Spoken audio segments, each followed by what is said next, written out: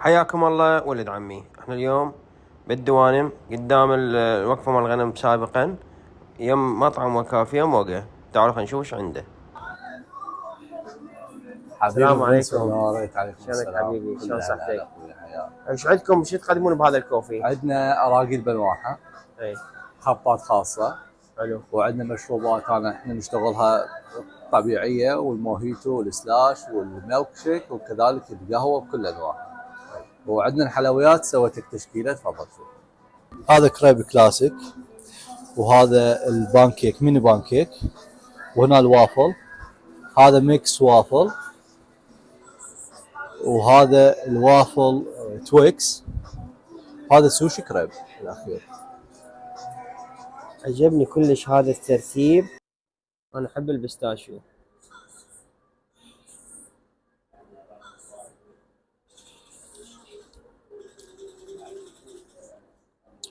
يقولون ضرب النخاع. هذا وافل راح نجربه بالنوتيلا.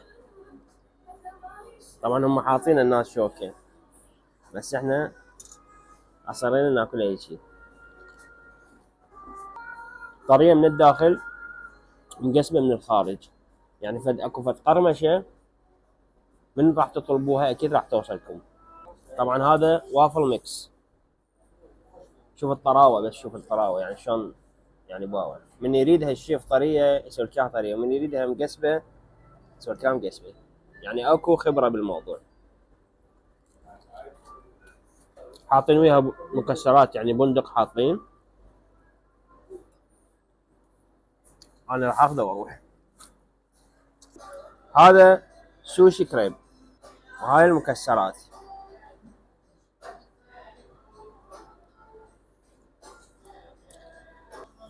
طبعا هذا موز هنا، ان شاء الله مبين من الكاميرا.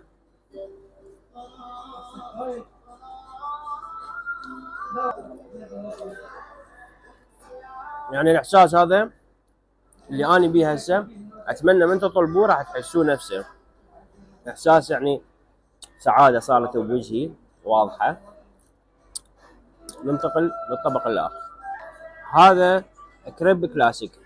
طبعا بيه 3 نكهات، وبالداخل مسوي طبقات نكهات نفسها الخارجيه نفسها، حتى تعيش 3D تنجي نقص.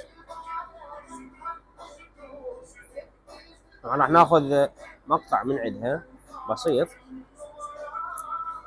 او الطبقات الموجوده بداخله. بسم الله.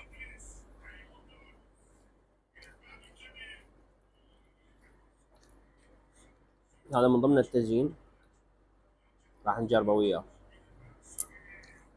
حقيقه انا لو عندي هاي الطريقه مالتها، انا ما اسويها بس بكوفي هنا بسامره، بالعكس اسويها ماركه مسجله شرط.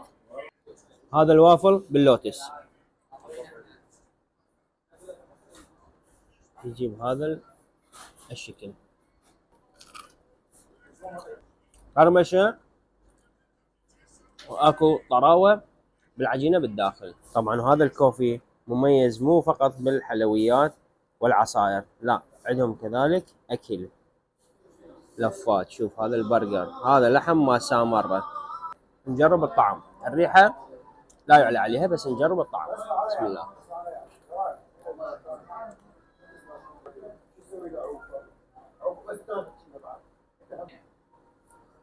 تتبيله خاصه طبعا مبينه. الطعم يعني متعود انا من ناكل البرجر او اول لقمه ما يوصلني الطعم كله، هنا من اول لقمه وصلني الطعم كله. يعني اكو تنسيق وتجانس بين المكونات بشيء يعني راقي جدا. طبعا هذا سكالوب دجاج بس على طريقتهم. شوف المكونات، راح نجرب الطعم. يعني مجموعه نكهات تضرب الدماغ هيجي، مو بس توصل الطعم، تضرب الدماغ هيجي. وهذا الكوفي ما يخلص اكلات.